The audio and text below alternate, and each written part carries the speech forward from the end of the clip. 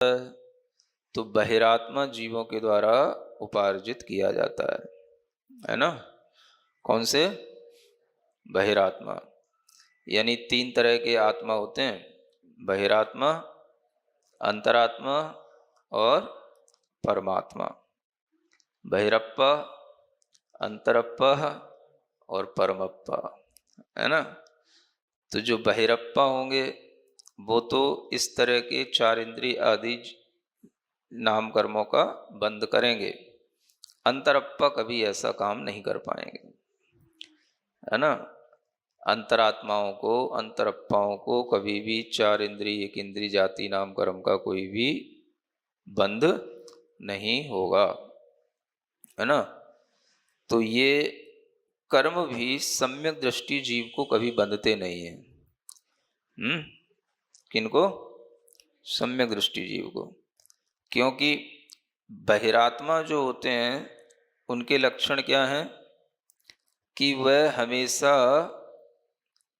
स्पर्शन रसन घ्राण चक्षु आदि विषय सुख के अनुभव के ही अभिमुख रहने वाले होते हैं। ये बहिरात्माओं का लक्षण है ना। केवल पांच इंद्रिय के विषय सुख की ओर ही उनका मुख होता है। उनका ज्ञान, उनकी परिणति सारी की सारी बस पांच इंद्रिय के सुख की ओर ही अभिमुख रहती है ना। ये उनकी पहचान है। और इधर तो अभिमुख होंगे और विमुख किससे होंगे? विमुख माने उल्टा मुंह होना, दूर होना, विपरीत होना। तो किस सुख से विपरीत रहते हैं? तो जो सुख निर्विकार स्वसंवेदन ज्ञान की भावना से उत्पन्न होता है, उस सुख रूपी अमृत रस से वह विमुख रहते हैं, है ना। कौन? जो बहिरात्मा जीव है वो। तो जो कभी भी ऐसे निर्विकार स्वसंवेदन ज्ञान की भावना नहीं करते, उस ज्ञान से उन्हें कभी कोई सुख रस उत्पन्न नहीं होता, उससे वो हमेशा विमुख बने रहते हैं और केवल वह स्पर्शन रसन ग्रहण आदि सुखों की तरफ ही उनका अभिमुख होना रहता है। ऐसे जीव ही ऐसे चतुरिंद्रिय आदि जाति नाम कर्मों का उपार्जन करते हैं। तो जो कल एक बात कही थी वो बात यहाँ पर भी और अच्छे से स्पष्ट हो रही है कि चौथे गुण स्थान से सिद्धांत ग्रंथों में ये जो कहा जाता है कि चौथे गुण स्थान वाला जीव नियम से देव ही बनता है ना।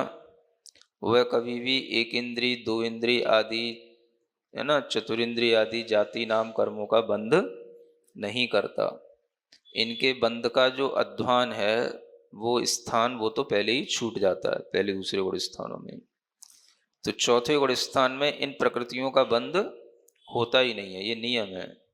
सम्यक दृष्टि जीव कभी भी एक इंद्रिय, चार इंद्रिय आदि जाति नाम कर्मों का बंध नहीं करता।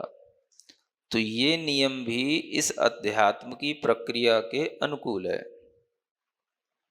है ना।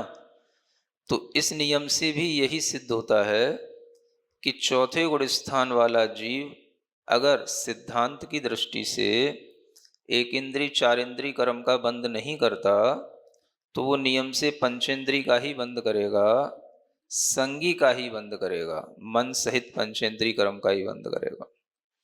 और उस बंद को करते हुए भी वह आध्यात्मिक दृष्टि से देखा जाए तो यहाँ पर यह बात स्पष्ट होती है कि वह अन्य कर्मों का बंद क्यों नहीं करता।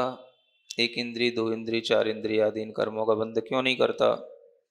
तो इससे भी ये बात समझ सकते हैं कि कहीं ना कहीं वह जो यहाँ पर अध्यात्म की बात कही जा रही है, इस अध्यात्म से वह जुड़ जाता है। कौन? अविरत सम्यक दृष्टि भी चौथे गुण स्थान से उसका बहिरप्पा नहीं रहता, वो क्या बन जाता है? अंतरप्पा बन जाता है। तो अंतरात्मा होगा तो ये जो लक्षण लिखे हैं इसके विपरीत उसमें चीजें घटित होंगी तो अंतराप्पा होगा।